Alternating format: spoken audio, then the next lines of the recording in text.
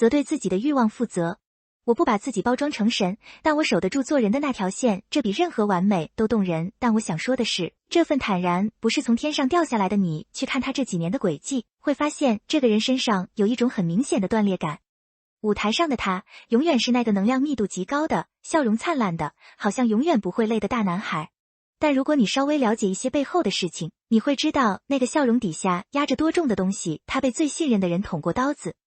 不是那种泛泛之交的背叛，是那种你掏心掏肺把后背完全交出去的人，转身就把你卖了。事业一夜之间跌到谷底，那种从高处坠落的失重感，没经历过的人根本想象不到。有知情人后来透露，那段时间他把自己彻底封闭起来了，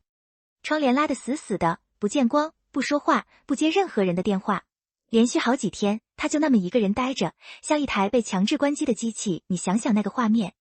一个20多岁，本该最意气风发的年纪，把自己关在一个漆黑的房间里，不知道明天在哪里，不知道还能不能重新站起来，不知道这个世界还有什么是可以相信的。换成很多人，这种创伤之后的本能反应是什么？是给自己砌一堵更厚的墙，是用更夸张的笑容去掩盖裂痕，是用更密集的工作去麻痹痛感，是告诉自己我不能让人看出我受过伤。内娱太多人就是这么做的，把伤口用金粉糊上，继续营业，继续微笑，直到某一天金粉脱落，露出底下溃烂的肉。王嘉尔没有走那条路，他选了一条更疼的路，他把自己打碎了。不是那种表演性质的袒露脆弱，是真的实实在在地面对那个千疮百孔的自己，承认自己害怕，承认自己愤怒，承认自己曾经一度不想再面对任何人，然后在碎片里一块一块的把自己重新拼起来。拼好之后的那个人和以前不一样了，不是变得更强了，而是变得更松了。他不再需要讨好所有人，不再需要每一个回答都滴水不漏，不再需要维持一个永远不会出错的形象。因为他已经见过自己最糟糕的样子了，已经没有什么人设崩塌能再吓到他了，所以他在节目里说出那句话的时候，语气是轻松的，不是咬牙切齿的宣言，不是苦大仇深的剖白，就是很平常地带着一点笑意的说出来。那种轻松本身就是最大的力量，是真正从你里爬出来之后才有的那种轻描淡写。不过话说回来，这件事里有一个特别讽刺的地方，我越想越觉得不是滋味。王嘉尔因为说了真话被夸上了天，好，这没问题，他值得。但你有没有注意到，几乎在同一时期，有别的艺人因为类似的原因，说了一句不够正确的真话，被骂上了热搜，被扒了个底朝天，被要求道歉，被要求反思。同样是表达真实想法，一个人被封神，另一个人被钉上耻辱柱。这条线到底画在哪里？是谁画的？标准是什么？我不想给出一个太简单的答案，比如因为观众双标，或者因为资本在背后操控舆论。事情大概率没有这么简单，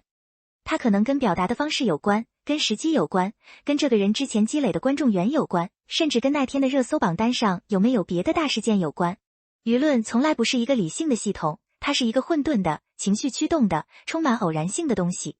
但这恰恰是最让人不安的地方，在一个混沌的系统里，说真话变成了一件需要运气的事情。你得在对的时机，用对的语气，对着对的人群说出那句真话，你才能被接纳。差一点点，你就是下一个被围攻的对象，这正常吗？一个行业，一个公共话语空间，如果说真话需要赌运气，那这个空间本身就是有问题的。我不想把这篇文章写成一篇单纯的王嘉尔夸夸文，他值得被肯定，但如果我们只是把他捧上神坛，然后继续用同样的标准去要求下一个、下一个艺人，那什么都没有改变。我们只是换了一个新的完美偶像去投射，然后等他也碎掉，再找下一个。真正该变的是那个底层逻辑。